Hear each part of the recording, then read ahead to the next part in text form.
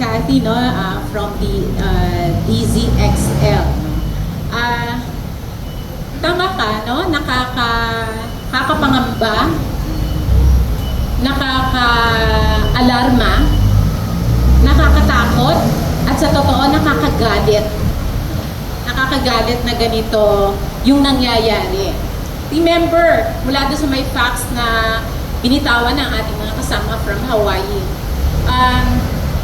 19,000 gallons yung nag-leak sa kanila, affecting 93,000 families.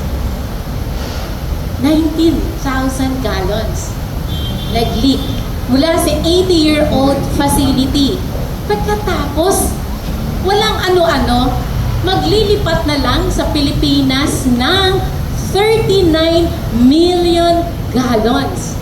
Ha? Ang layo ng 39 million sa 19,000. Kaya napakarami yung posibleng maapektuhan na mamamayan at napakalawak na karagatan yung posibleng, di ba, makontaminate nito.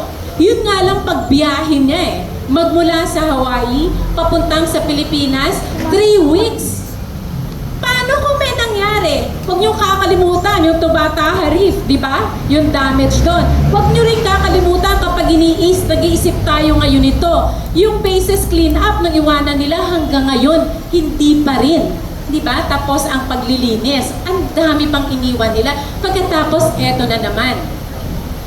Huwag natin din kalimutan na sa matagal na panahon, paano pumapel ang Subic? Matagal na yan. Hindi na yan base, no?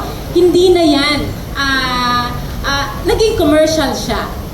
Pagkatapos, bigla na lang, mag-i-store ka dyan ng fuel ng 39 million. Saan mo i-store yung ganung kadami?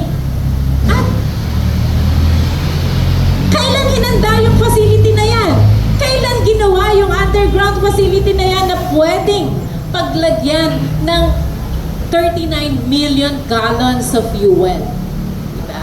Yung ganitong kadami ay sapat talaga para mangyera. Kaya talaga nakakatakot. Alam ba ng ating gobyerno, napaka-inutil naman ng gobyerno pag hindi niya alam. Pero kung alam naman ng ating gobyerno, napakawalang kwenta naman ng ating gobyerno para na lang pumayag sa ganito.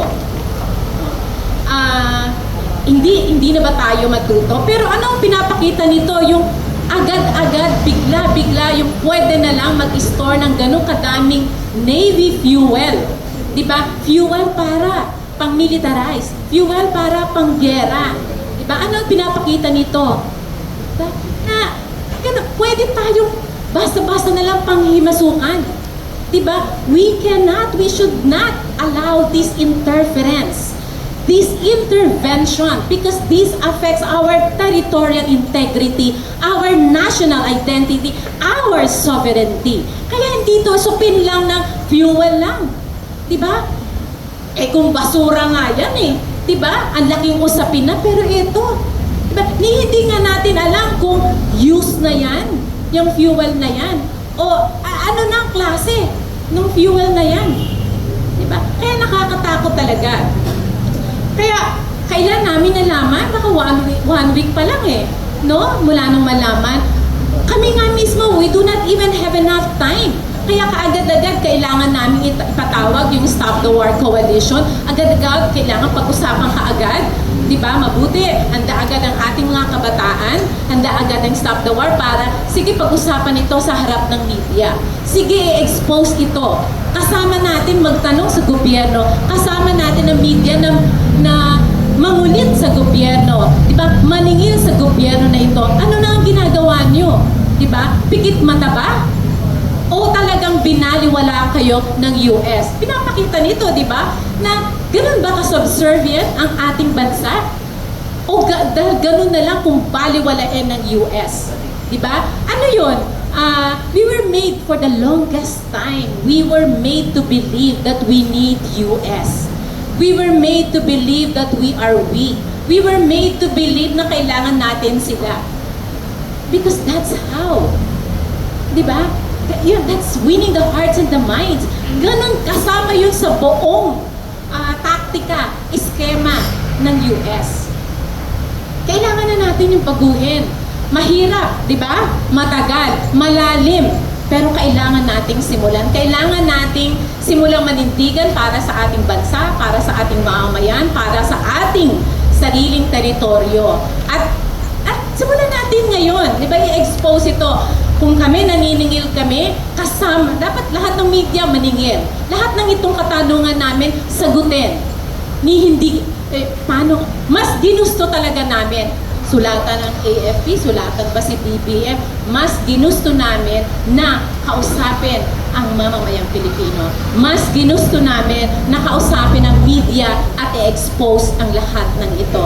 Dahil hindi lang talaga nakakapangamba, nakakagalit talaga. This is so enraging, and therefore all of us should be enraged by this attack to our sovereignty, by this interference, by this intervention, by this attack to our territorial integrity. Yung pagtrato sa atin na parang basura o basurahan o lagakan ng kung ano pa man gusto nila. Tama na.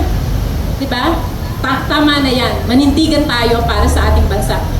Remember, US will never be acting in the interest of the Philippines, in the interest of the Filipino people. Tayo lang yon. US will only act in and for the interest of US and never for the Philippines. Magandang umaga po ulit.